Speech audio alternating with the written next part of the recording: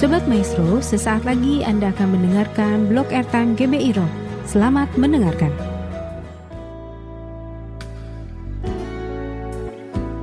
Saya akan coba share kepada jemaat tentang satu topik yang diminta untuk saya bagikan, yaitu kasih karunia Kristus yang tanpa batas.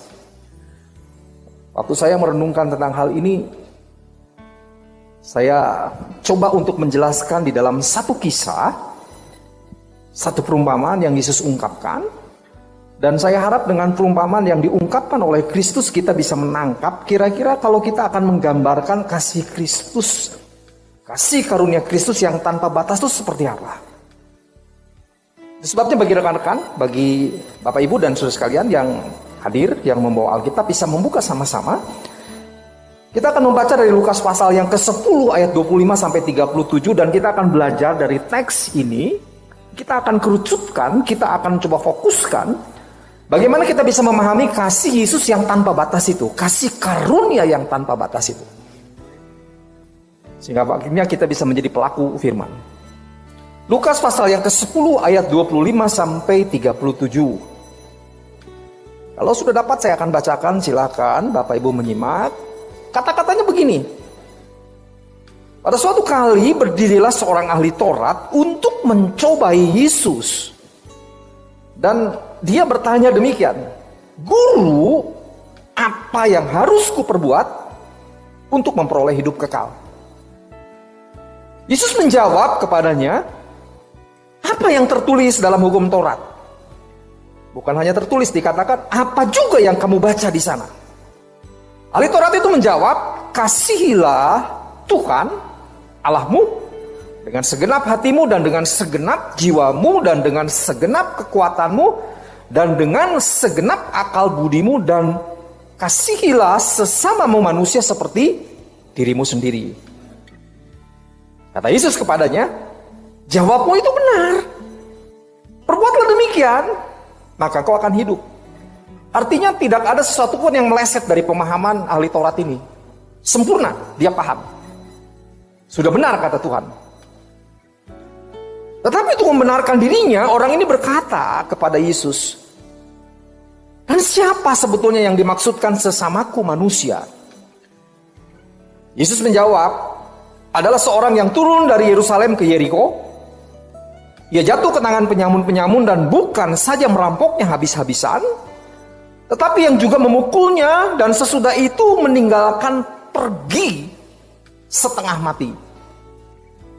Kebetulan ada imam yang turun melalui jalan itu dan ia melihat orang tersebut, tetapi ia melewatinya di seberang jalan.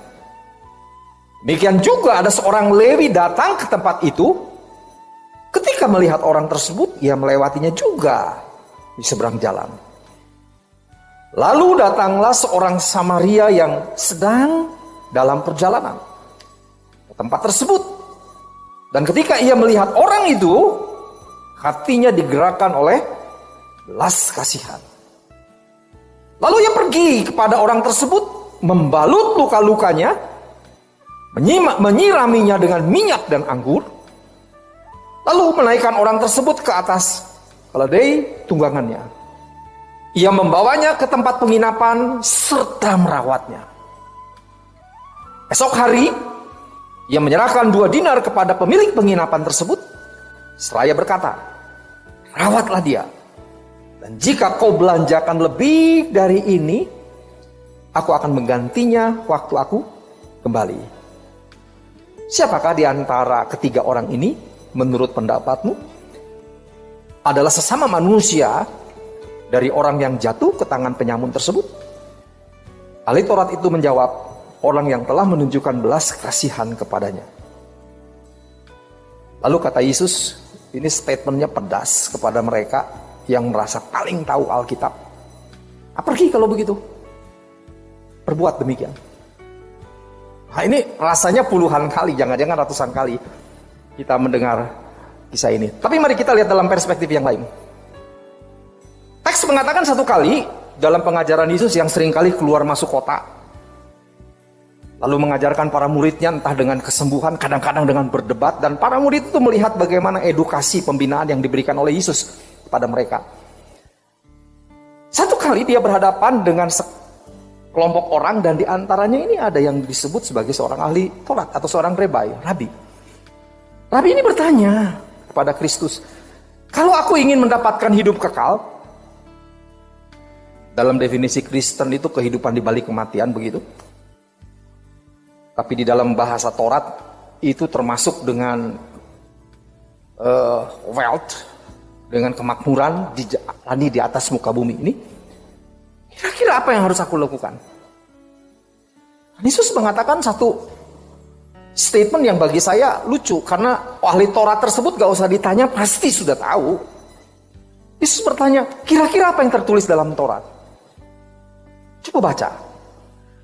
Dan Rabi ini mengungkapkan bahwa untuk bisa memiliki hal-hal yang dia tanyakan kepada Yesus, butuh bagi seseorang untuk mengasihi kepada Allah dengan segenap hatinya, dengan segenap pikirannya, dengan segenap kekuatannya.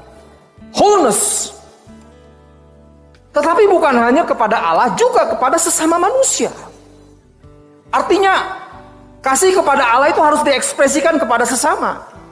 Beberapa penafsir mengatakan ini sebetulnya ada gambaran yang namanya vertikal dengan horizontal. Bisa nangkap bayangan salib di situ tentang kasih kepada Allah ke atas dengan kepada sesama. Dan itu merupakan loh batu juga yang diungkapkan dengan dua loh batu, yang satu tertuju kepada Allah, hukum 1 sampai ke 4, lalu hukum 5 sampai ke 10, 6 itu kepada sesama. Nah itu yang tertulis di situ. Seakan-akan Yesus mengatakan begini, waduh, nggak ada yang meleset, kamu paham dengan baik. Cuma masalah mengalami yang namanya kebahagiaan, kehidupan yang kekal, itu bukan berhenti sampai di situ. Yesus katakan, berbuat. Khususnya, lakukan kepada sesama. Nah, waktu dia berbicara tentang kasih kepada sesama, ini menggelitik mereka. Ketika diungkapkan kasih kepada Allah dan kasih kepada sesama, dia bertanya begini, apa yang dimaksud dengan sesama? Bagi kita mungkin ini tidak terlalu asing ya, kita bisa nafsirkan lah. Tetapi bagi masyarakat pada masa tersebut, ini memang menimbulkan problem khususnya untuk komunitas Yahudi. Dalam Talmud, baik Baba Batra ataupun beberapa Talmud, kata sesama ini memiliki makna yang seringkali ambivalen dalam konteks Yahudi, khususnya bagi komunitas Yahudi. Karena bagi Yahudi yang namanya sesama itu, perhatikan, seagama, satu suku, satu golongan. Jadi bukan masalah kita, tapi kami. Sehingga kalau mereka melakukan kebaikan, maka mereka hanya akan terorientasi kepada konsep-konsep yang seperti tadi. Di sini Yesus baru memberikan semacam satu perumpamaan tentang bagaimana mengasihi sesama manusia. Dia mengungkapkan satu perumpamaan. Satu kali ada seorang yang turun dari yang disebut kota Yerusalem menuju Yeriko. Dan dia dirampok. Jarak Yerusalem ke Yeriko itu sekitar mungkin 17 mil. Ketinggiannya dari Yerusalem ke Yeriko ini mungkin sekitar setengah kilometer, 800 kaki. Jadi cukup terjal. Nah, yang menarik kalau kita melihat menelusuri geografis di sana, jalan yang menuju dari Yerusalem ke Yeriko itu jalan yang berlembah, berlekuk. Karena berlembah dan berlekuk itu gelap sekali. Tebing tinggi-tinggi. Dan di tebing-tebing tersebut terdapat gua-gua. Ini yang seringkali disebut oleh pemazmur bayang-bayang maut itu seperti itu. Dan itu menjadi sarang perampok. Sehingga ketika seorang berjalan dari Yerusalem menuju Yeriko, dia melewati yang namanya bayang lembah-lembah yang seperti itu, yang di sana terdapat para perampok. Akhirnya memang dia mengalami yang namanya bagaimana dirampok. Setelah dirampok, orang kalau dirampok gak mungkin hanya dicubit. Saya mau merampok, gak mungkin. Itu akan dihantam sampai mati. Sehingga kalau orang lihat itu ada seonggok mayat loh. terkapar di pinggir jalan. Dan Yesus mengatakan ada 3 orang yang lewat. Pertama ada yang namanya imam. Ini Lewi ya, keturunan langsung dari Yakub. Salah satu anaknya itu Lewi, imam. Kalau nanti berbicara satu lagi, ada imam, ada Lewi, itu ada yang namanya imam yang dikhususkan menjaga bait Allah, itu biasa keturunan Harun. Imam besar lewat. Aku melihat imam ini tidak melihat orang yang tidak mati, tapi betul-betul seperti mayat. Dia abai. Dua-duanya abai. Saya berpikir kenapa abai?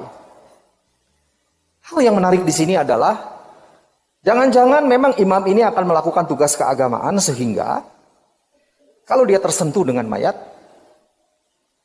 maka akan jadi najis. Bapak Ibu melihat tidak ada semacam satu aturan-aturan yang menghilangkan esensi daripada Taurat? Sering nggak kadang-kadang aturan agama menghilangkan esensi daripada ajaran agama itu sendiri? Itu yang dilawan.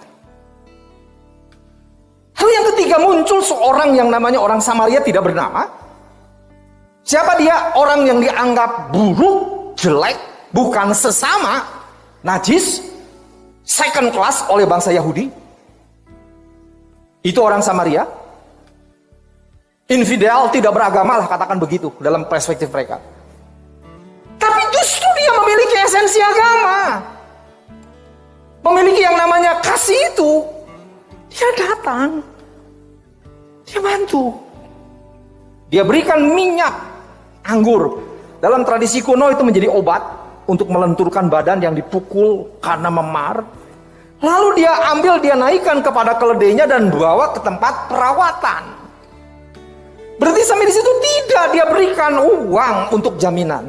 Sampai dia mengatakan pakai ini, kalau tetap merasa kurang, aku akan bayar. Dan di situ Yesus bertanya kepada para rabi ini, kira-kira di antara ketiga orang ini mana yang disebut sesama dan tahu mengasihi sesama, memiliki kasih dan melakukan kasih kepada sesama? Rabi itu mengatakan, ya orang Samaria yang baik itu. Nah kalau begitu, jangan hanya tahu dong, tidak cukup tahu. Pergi, lakukan hal yang sama. Kita sudah menangkap kisahnya seperti begini. Tapi waktu kita melihat seperti ini, pembelajaran apa yang kita petik sebetulnya di sini? Pembelajaran apa yang bisa kita dapatkan dari apa yang kita dengarkan dari perumpamaan ini? Saya menangkap paling tidak ada 3 pembelajaran. Dan mudah-mudahan kita bisa menangkap, khususnya nanti waktu kita kerucutkan kepada kasih Kristus yang melampaui segala hal. Pertama, kasih adalah esensi Taurat. Itu gamblang. Jadi Taurat itu bukan hanya masalah hukum, Taurat bukan hanya masalah simbol, Taurat bukan hanya masalah aturan-aturan keagamaan, tetapi Taurat adalah kasih. Dari mana tahu? Itu jelas dikatakan. Esensi Taurat apa? Yesus tanya. Kasih kepada siapa? Pengalaman kasih kepada Allah akan menimbulkan ekspresi. Jadi Taurat bukan agama impresi, tapi agama ekspresi. Masih ingat dalam khotbah di bukit bagaimana ahli-ahli Taurat berdoa di pinggir jalan? Itu kan? Tidak di tempat yang tersembunyi. Berpuasa, dipamerkan. Itu kan agar orang impresif. Ini benar rohani. Yesus bilang bukan gitu sebetulnya esensi Taurat. Kalau kau memiliki kasih kepada Allah, pengalaman itu yang akan mendorong, nyaman atau tidak nyaman, kau akan melakukan itu. Dan itu yang menjadi esensi Taurat. Kasih. Lalu kasih yang dialami ini di dalam pembelajaran yang kita petik di sini merupakan yang kedua, bentuk tindakan. Taurat adalah agama tindakan. Manusia akan dibenarkan, akan hidup, akan mengalami berkat bukan ketika manusia tersebut mengerti titik koma, berhenti di mana, ABC, tetapi just do it. Lakukan. Sehingga Taurat bukan agama dogma yang kaku, tetapi satu perintah praksis yang harus dilakukan. Kalau membaca pemahaman perjanjian lama, Allah itu sempurna.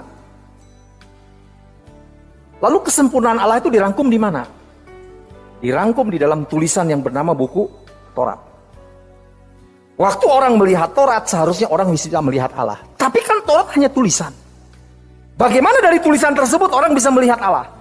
Ketika orang membaca tulisan dan melakukannya. Sehingga dengan tindakan orang tersebut, orang melihat kehadiran apa? Allah dalam tindakan tersebut. Dan itu yang ingin disosor oleh Kristus. Kasih adalah tindakan. Taurat, esensinya kasih. Dan kasih itu adalah sebentuk tindakan. Dan yang ketiga, kasih di dalam Taurat yang diungkapkan adalah kasih yang tanpa syarat. Bagaimana taunya?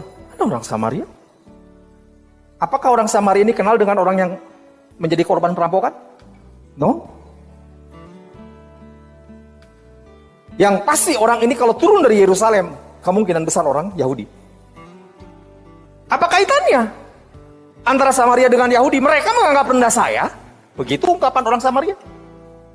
Tetapi kalau mereka menganggap rendah saya, apakah saya harus menganggap rendah mereka? Dan dia melakukan sesuatu. Satu tindakan yang melampaui hanya masalah berpikir suku dan agama. Dan itu yang diungkapkan oleh Kristus, pembelajaran yang diungkapkan dari perumpamaan ini. Saya harap sebagai introduksi kita memahami tentang masalah bagaimana perumpamaan ini, esensi isi daripada perumpamaan ini. Pembelajaran apa yang kita bisa petik. Nah sekarang yang lebih penting adalah, kalau begitu, bagaimana relevansi dengan kita yang hidup pada masa sekarang? Khususnya bagi kita agar bisa memahami tentang kasih Allah yang tanpa batas tersebut. Sehingga kita bisa melakukan sesuatu dengan sepenuhnya karena mengenal dan mengalami kasih tersebut. Implikasinya menarik bagi kita. Jemaat, sebetulnya ketika Yesus memberikan satu gambaran perumpamaan tentang orang Samaria yang baik hati ini, dia sedang mengidentifikasi dirinya dengan orang Samaria tersebut. Dia sedang mengungkapkan, menyatukan dirinya dengan orang Samaria. Dan ketika dia menyatukan, mengidentifikasi dengan dirinya itu dengan orang Samaria, dia sementara mengajarkan tentang masalah kasihnya yang tanpa batas. Kalau kita melihat dari inkarnasi, hidupnya, pelayanannya, sampai karyanya di atas kayu salib. Semuanya hanya bisa didefinisikan dengan satu hal. Kasih, karya yang dilakukannya, itu tanpa batas. Kasihnya itu kasih yang tanpa batas. Kenapa tanpa batas kalau kita kaitkan dengan ilustrasi atau dengan perumpamaan di sini? Karena kasih yang ditunjukkan oleh orang Samaria ini sama seperti kasih yang diungkapkan oleh Kristus. Kasih yang melampaui apa? Status. Ada orang Samaria, statusnya orang Samaria jelas dianggap rendah, tetapi pandangan rendah terhadap dirinya tidak mengharuskan dia memandang rendah orang yang menganggap rendah dirinya. Dan Kristus mengidentifikasi.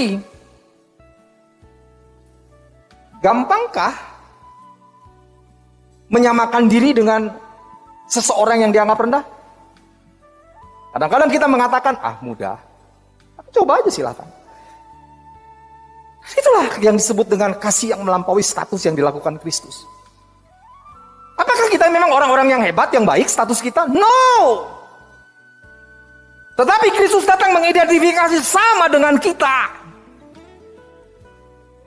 Saya harap kita mulai bisa menangkap tentang kasih yang tanpa batas yang diungkapkan oleh Kristus di dalam karya dan hidupnya. Kasih yang melampaui status, dan itu dijabarkan dalam Kristus dan digambarkan melalui perumpamaan seorang Samaria yang baik hati. Yang kedua, kasih yang tanpa batas itu bukan hanya masalah kasih yang melampaui status. Dari pembelajaran ini kita bisa menangkap kasih yang melampaui kondisi dan perasaan.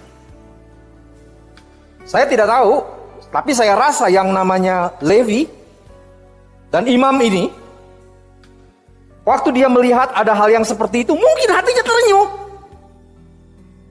Orang bisa kejam begini ya. Tetapi berhenti hanya sampai pada perasaan. Sampai suasana. Sampai kondisi.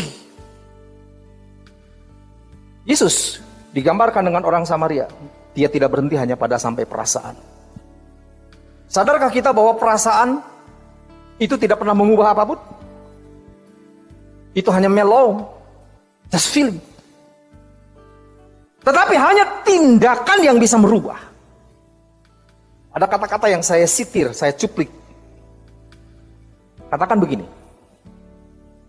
Love, not maximum emotion. Kita mungkin pernah merasakan emosi yang begitu maksimum. Dan kita rasa itu kasih. No.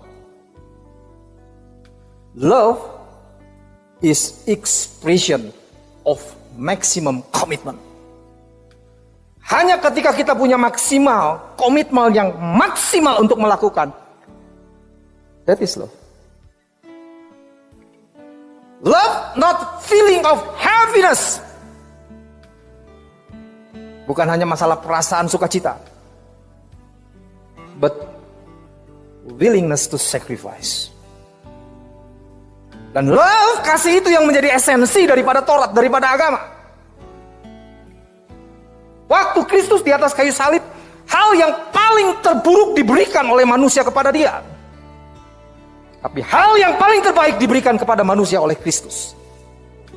Saya harap kita bisa menangkap tentang kasih yang tanpa batas. Sehingga kasih tanpa batas adalah satu komitmen yang maksimal untuk melakukan sesuatu yang bisa mengubah orang lain. Dan yang ketiga, kasih yang tanpa batas yang dilakukan oleh orang Samaria yang sebetulnya merupakan wujud daripada Kristus adalah kasih yang melampaui penalaran manusia. Penalaran manusia mengatakan, aku hanya akan bisa mengasihi kepada orang yang mengasihi. Penalaran manusia selalu mengatakan, aku mengasihi karena dia adalah saudaraku. Tapi orang Samaria ini, apa iya sih ada dalam penalaran orang Yahudi mengasihi musuh? Waktu Yesus mengatakan kasihilah dirimu seperti kamu, kasihilah sesamamu seperti kamu, itu biasa. Tapi berbicara kasihilah musuhmu, kaget semua. Ini model kasih apa? Tetapi ditunjukkan. Siapa di sini yang merasa latar belakangnya baik, sehingga Kristus tertarik untuk menebus kita? Kalau mau kita ungkapkan, itu penjahat yang di sebelah kiri Kristus dan di sebelah kanan Kristus itu representasi daripada kita semua. Tapi dia tebus. Apa berarti sampai ditebus? Heirs, diberikan menjadi ahli waris kerajaan Allah. Bukankah aku berikan untukmu yang engkau aku tebus untuk menjadi waris? Masih ingat lagu yang diungkap oleh Fanny Crosby? Blessed Assurance. Ku berbahagia, aku tuh warisnya. Aku ditebus, memiliki segala kekayaan surgawi. Dan ini yang disebut kasih yang melampaui penalaran. Karya Kristus itu melampaui batas. Dan tindakan yang seperti ini kalau kita kunci di dalam ayat yang ke-37. Nah, yang seperti itu lakukan. Bapak Ibu, saudara-saudara sekalian. Apa yang saya ungkap tentang wujud kasih ini adalah wujud kasih yang indah, tetapi ketika dilakukan belum tentu seindah warna aslinya. Tetapi paling tidak kita ada gambaran sebetulnya kita ini mengalami kasih yang seperti apa. Lalu kalau kita sudah mengalami kasih tersebut, apa yang menjadi kerinduan Kristus? Do it. Lakukan hal yang sama. Saya harap apa yang saya bagikan itu bisa kita tangkap betapa besar kasih yang bisa kita alami di dalam Kristus.